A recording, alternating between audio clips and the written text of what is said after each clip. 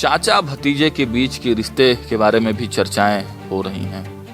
ठीक होगा ये रिश्ता? ये लोगों को आभास होगा कि भाई हम पार्टी को एक करें, परिवार को एक करें, तो राजनीति में कोई असंभव चीज़ नहीं। बातें की जा सकती हैं, हाँ की जा सकती है, इसमें कोई दिक्कत नहीं। परिवार एक हो सकता है। भविष्य का इंतजार करिए। मेरे यहाँ भी ऑफर आया था तेजस्वी जी का कि आप पार्टी को मर्ज कर दीजिए।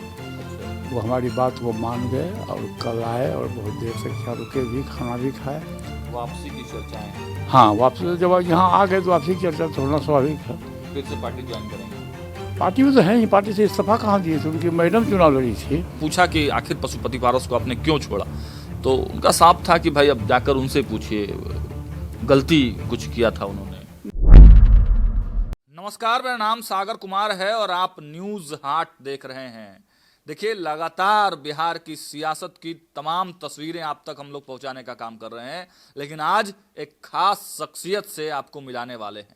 बिहार की राजनीति में दही चूड़ा का भोज चल रहा है और सियासत की तस्वीर निकलकर सामने आ रही है। कल एक तस्वीर निकलकर सामने आई आरएलजेपी से। आरएलजेपी के कद्दावर नेता सूरजभान सिंह फिर से पहुंच गए थे पशुपति पारस के आवास पर, और वो तस्वीरें काफी ज्यादा ट्रेंड होने लगी कि क्या फिर से अब लालू प्रसाद यादव से, राजद से मोह भंग हो गया है सूरजभान सिंह का। सीधे हम जुड़ेंगे और बातचीत करेंगे। हमारे साथ जुड़ चुके हैं भारत सरकार के पूर्व मंत्री पशुपति पारस जी। बहुत स्वागत है सर आपका। आपको एक नव वर्ष की हार्दिक बधाई। दही चूड़ा का भोज आप लोगों ने किया, खूब चर्चाएं हुई, लेकिन सबसे ज्यादा जो तस्वीर वायरल हुआ वो था सूरजभान सिंह का। वापसी कर रहे हैं?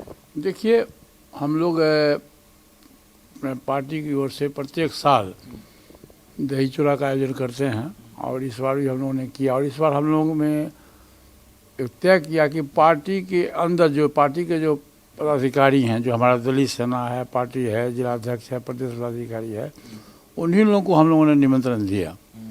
और चूँकि आदरणीय सूरजभान सिंह जी हमारे दल में थे और लगभग मुझको जहाँ तक याद जानकारी है लगभग 22 वर्षों तक 2004 में वो मेरे दल में आए थे। उस समय बलिया से सांसद का टिकट उनको मिला था और जीते भी थे। और सौभाग्य रहा पार्टी का भी और उनका भी रहा कि आरएलजेपी, आज आरएलजेपी है, पहले एलजेपी था, एक परिवार से 3 व्यक्ति सांसद बनने का मौका मिला।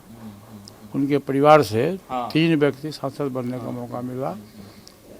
और जब विधानसभा का चुनाव आया तो बिहार की राजनीति अंतिम समय में डमाडोल हो गया और पता नहीं किस कारण से वो चले गए, मुझको आज तक पता नहीं चला है। लेकिन वो आरजेडी के चुनाव चिन्ह पर मैडम चुनाव लड़ी, जो उनके लिए शुभ संकेत नहीं था। तो जब कल हम लोग यहाँ चूड़ा दही का भोज था तो मैं खुद परसों उनसे आग्रह किया, मैं टेलीफोन भी किया, मैं उनसे आग्रह किया कि दादा हम लोग का तो राजनीतिक रिश्ता है ही, 22 वर्षों से पारिवारिक रिश्ता है, इस पारिवारिक रिश्ता को आप निभाइए। आपको इतना मान सम्मान इस दल में मिला है और इस परिवार में मिला है, पहले भी मिला था और आज भी मिलेगा, इसलिए इस मान सम्मान को ठुकराइए नहीं। लेकिन खैर वो हमारी बात को मान गए और कल आए और बहुत देर तक यहाँ रुके भी, खाना भी खाए और प्रेस मीडिया को उन्होंने संबोधित किया। ये अच्छी नए वर्ष की अच्छी शुरुआत है। वापसी की चर्चाएं हैं। हाँ वापसी, जब यहाँ आ गए तो वापसी की चर्चा थोड़ा स्वाभाविक है। फिर से पार्टी ज्वाइन करेंगे? पार्टी में तो है ही, पार्टी से इस्तीफा कहाँ दिए थे, उनकी मैडम चुनाव लड़ी थी, वो अपने दल से इस्तीफा नहीं दिए थे। अन्य हम लोग अभी भी पार्टी के वो सेंट्रल पार्लियामेंट्री बोर्ड के अध्यक्ष हैं, थे पहले भी थे और अभी भी पार्टी से अलग नहीं हुए। उनकी मैडम चुनाव लड़ी थी आरजेडी के सिंबल पर, दल तो उनका आरएलजेपी ही है। लेकिन चुनाव के समय जब हम लोगों ने उनसे बात किया, जब वो तेजस्वी यादव के आवास से निकल रहे थे बैठक के बाद, जब उनका टिकट फाइनल हो गया था, तो हम लोगों ने पूछा कि आखिर पशुपति पारस को आपने क्यों छोड़ा, तो उनका साफ था कि भाई अब जाकर उनसे पूछिए, गलती कुछ किया था उन्होंने। नहीं, हमसे कोई गलती नहीं हुई। जो फैक्ट बात है,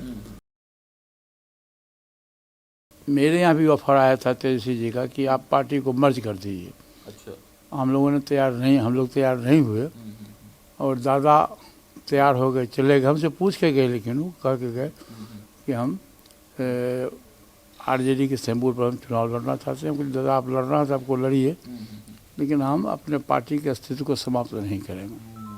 तो इसलिए हम लोग अलग रहे, वो गए चुनाव लड़े, और मैं समझता हूँ कि वो एक राजनीतिक भूल हुई थी उनसे। अब एहसास हुआ है आपसे बातचीत में, क्या लगा कि अब भूल का एहसास हुआ है? देखिए राजनीति में तो होता ही नहीं है, राजनीति में तो कभी कभी आदमी बड़ा से बड़ा डिसीजन लेता है और डिसीजन गलत भी हो जाता है, कभी सही भी होता है। तो चुनाव लड़े, उस वक्त परिस्थिति कुछ और थी और आज की परिस्थिति कुछ और है। से मोह भंग हो गया। मुझको तो ऐसा लगता है कि आरजेडी में ऐसे भी जो जातीय समीकरण बिहार का है, आप भी खूब जानते हैं, जो जातीय समीकरण है उसमें एडजस्टमेंट होना बड़ा मुश्किल है। मतलब जो दलित समाज है, जो अति पिछड़ा समाज है, वो डायरेक्ट यादव समाज से इंटैक्ट नहीं हो पा रहा है, वो टर्नअप नहीं हो पा रहा है, ये भी एक बड़ा कारण। हाँ, ये भी एक बड़ा कारण है बिहार में। सबसे बड़ा कारण है कि ये भी है कि जो सामाजिक दृष्टिकोण से छोटे कास्ट के लोग हैं या गरीब तबका के लोग हैं, दलित हैं, अति पिछड़ी समाज के लोग हैं, वो लोग बहुत नज़दीकी आने में थोड़ा वो लोग संकोच करते हैं। अच्छा, एक चर्चा आपसे भी कर लेते हैं कि आपकी भी बहुत चर्चा थी पिछले चुनाव में, राजद और आपके बीच के गठबंधन की बात हो रही थी, तो मतलब आप लोगों को भी ठगा ठगा सा महसूस हो रहा है? जब गठबंधन नहीं हुआ अब तो उसी का परिणाम रिजल्ट ना है। बिहार में मुझको बोलने में कोई संकोच नहीं है कि आज बिहार में जो स्थिति हुई, उस स्थिति का मुख्य कारण है गठबंधन। इंडिया गठबंधन एकजुट नहीं हो पाया, चाहे कांग्रेस हो, चाहे कम्युनिस्ट हो, मुकेश सहनी जी हों, हम लोग भी हों, झारखंड मुक्ति मोर्चा हो, मैंने सभी दल को अंतिम समय तक घेर के रखा गया। और लास्टली जो डिसीजन हुआ, वो डिसीजन बिहार की जनता को अच्छा नहीं लगा। आप जैसे मान लीजिए कि कैसा गठबंधन हुआ, आप आरजेडी का गठबंधन कांग्रेस से और मुकेश सहनी जी से हो रहा है, कम्युनिस्ट से हो रहा है, और 12 जगह बिहार में फ्रेंडली फाइट हुआ। बगल में आपके राजापाकर में हुआ, बगल में आपको लालगंज में हुआ, आपको बेगूसराय में बछवाड़ा में हुआ। तो इस ढंग से मैसेज जो समाज में जाना चाहिए था, वो मैसेज गलत चला गया, जिसका रिजल्ट जो है सो आशा के विपरीत हुआ। आप लोग अगर रहते तो संभव था कि कुछ सीटें और बढ़ती? नहीं, यदि एक इंडिया गठबंधन एकजुट होता तो बिहार में सरकार बनती। इंडिया गठबंधन, हाँ, जो सर्वे रिपोर्ट आपका आ रहा था, चुनाव के पहले जो सर्वे रिपोर्ट आ रहा था, उस सर्वे रिपोर्ट के मुताबिक तो वो पक्ष में दे रहा था, लेकिन चूंकि गठबंधन हुआ ही नहीं और अभी युग है गठबंधन का। आप एक बात जान लीजिए कि भाजपा इतनी बड़ी पार्टी है, विश्व के स्तर की पार्टी है, केंद्र में सरकार है, दर्जनों स्टेट में सरकार है, फिर भी वो अगर छोटे छोटे दल से लोग गठबंधन हिमायती लोग हैं, गठबंधन करते हैं। तो जब उतनी बड़ी पार्टी हो के वो गठबंधन भी करता है, गठबंधन धर्म का पालन भी करता है, तो आपको भी तो करना चाहिए था। ये चूक हुआ। तेजस्वी जी के अपरिपक्वता के वजह से लग रहा है कि ये सब चीजें हुई। काफी राजनीतिक अनुभव कम है तेजस्वी जी का, इस वजह से हुआ क्या ये सब चीजें? हो सकता है, उतना हमें अंदर की बात नहीं बताएंगे, लेकिन कुछ तो कहीं ना कहीं तो चूक तो हुआ है, जिसका रिजल्ट बुरा हुआ। आप लोगों से क्या वादा किया गया था, कितनी सीटें का वादा था? देखिए, हम लोगों से कोई सीट के शेयरिंग का वादा नहीं हुआ था। ये हुआ था कि हम गठबंधन करेंगे, और जो सोशल जस्टिस के लोग हैं, सोशल सामाजिक न्याय में लालू जी के टाइम में जो हुआ करता था कि दलित है, महादलित है, पिछड़ी जाति के लोग हैं, आदिवासी हैं और मुस्लिम हैं, इसका एक समीकरण बनता था आरजेडी में 1990 के दशक में, और उसी पर आरजेडी की सरकार भी बनी 15 वर्ष तक। लालू जी बिहार में मुखिया रहे, लालू जी, और वो उसको इन लोगों ने त्याग दिया। अब जैसे दलित समाज से हम आते हैं, हम लोगों से गठबंधन नहीं हुआ। आदिवासी समाज से झारखंड मुक्ति मोर्चा के लोग हैं, जबकि वहाँ उनकी सरकार है, सरकार में ये शामिल हैं। अंतिम समय में उनसे भी नहीं हुआ। फिर उधर खेल चले जाइए, वहाँ ओवैसी जी के साथ, हाँ, उनसे भी गठबंधन नहीं हुआ। तो ये चारों तरफ से बिखराव हो गया, और मुकेश सहनी से गठबंधन में हुआ तो अंतिम समय में हुआ। तो ये सब बहुत सा कारण हुआ जिसके चलते हार हुई। आगे का अब आप लोगों का प्लान क्या है, क्या करेंगे? देखिए अभी 3 वर्ष है, लोकसभा के चुनाव का समय है, 3 वर्ष है, और जो बिल पास हुआ है उसके मुताबिक 1 नेशन 1 इलेक्शन की बात हो रही है, और 28 में नया परिसीमन होगा। और नए परिसीमन में बिहार में लगभग 22-23 से लोकसभा का सीट बढ़ेगा और विधानसभा का सीट भी लगभग 100 बढ़ेगा। तो नए परिसीमन में 29 में हो सकता है कि लोकसभा और विधानसभा का चुनाव एक साथ हो, इसकी संभावना अधिक है। अब 3 वर्ष का समय है, 3 वर्ष में हम लोग अपनी पार्टी की तरफ से, हमारा देखिए एक दलित समुदाय जो सामाजिक संगठन है और पार्टी है, हमारा जो पार्टी का जो मुख्य उद्देश्य है कि हम गांव-गांव में जाके अपने पार्टी के संगठन को मजबूत करेंगे, दलित समाज के लोगों को एकजुट करेंगे, और जब समय आएगा, जब चुनाव का 6 महीना 4 महीना बचेगा, तो उसमें हम पार्टी का जो फैसला होगा, सामूहिक रूप से जो फैसला होगा, उस फैसला के अनुकूल हम लोग गठबंधन में जाएंगे। एनडीए के प्रति नहीं, उस समय क्या कौन सी परिस्थिति आती है उस पर निर्भर करेगा। अभी हम उसमें कुछ कहने में हम संभव नहीं है। हमारी पार्टी है, डेमोक्रेटिक सिस्टम से पार्टी चलती है, जो बहुमत की राय होगी वो हम लोग करें। अभी सरकार ठीक काम कर रही है, समृद्धि यात्रा पर निकले मुख्यमंत्री नीतीश कुमार।